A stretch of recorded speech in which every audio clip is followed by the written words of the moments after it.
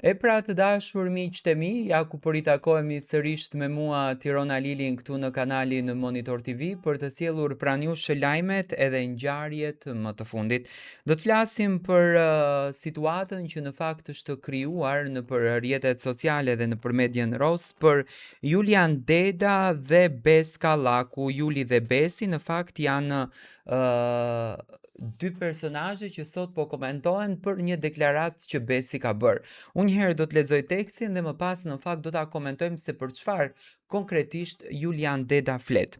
Aktori i njohur Jul Deda ka reaguar së fundmi në rrjetet sociale duke ndarë një mesazh të ndjerë për kolegun e tij, aktorin Bes Kallaku, pas deklaratave emocionale që ky fundit ka bërë për jetën, familjen dhe vlerat që udhëheqin sot. Në një postim të shkurtër të rëndarë në story në Instagram, Deda thekson se fjalët e tij janë për ata që e kanë njohur nga afër dhe nuk kanë nevojë për shpjegime.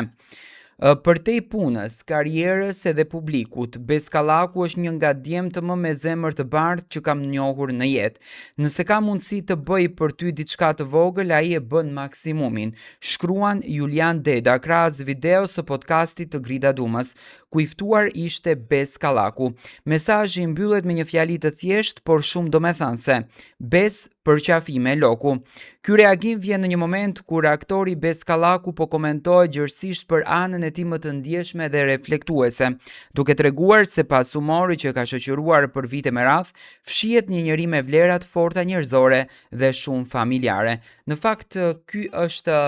reagimi i Jul Dedës kundërdrejt Bes Kallakut, ku Besi për herë të parë në fakt ka folur me kaq emocione, sepse ne jemi mësuar të shohim një Bes krejtësisht ndryshe, një Bes shumë pozitiv, një Bes me gjithmonë i buzëqeshur, një Bes sikur nuk ka asnjë lloj halli, por siç duket, situata që i ndodhi në jetë me Xhensila Myrtezaj, një situatë e papritur ku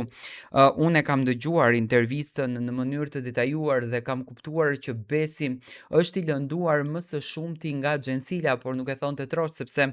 fjalët e tij ishin këto që tek njerëzit që ti më së shumti bën, për njerëzit që ti tek njerëzit që ti më së shumti në fakt investon, ato njerëz ta kthejnë pas shpine, ato njerëz të godasin, ato njerëz të lëndojnë më së shumti, dhe këtë gjë e ka lënë të nënkuptueshme Bes Kallaku kundërdrejt Xhensila Myrtezaj. Besi ka folur me shumë dashuri edhe për fëmijët e tij,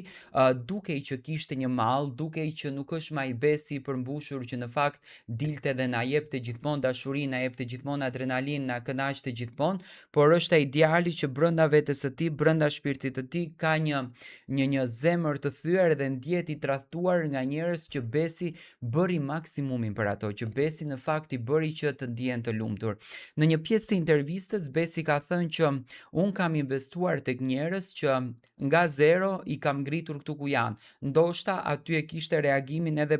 e kishte fjalën edhe për Xhensila Myrtezajin. Çfarë un pash? Unë e pash që Besi kishte një lloj reflektimi, Besi kishte një lloj lufte me veten që dëshironte të ribashkon familjen, por në anën tjetër, domethënë është Xhensila ajo që siç duket më ka bindur veten dhe ndoshta është lodhur nga ngjarjet që kanë ndodhur brenda në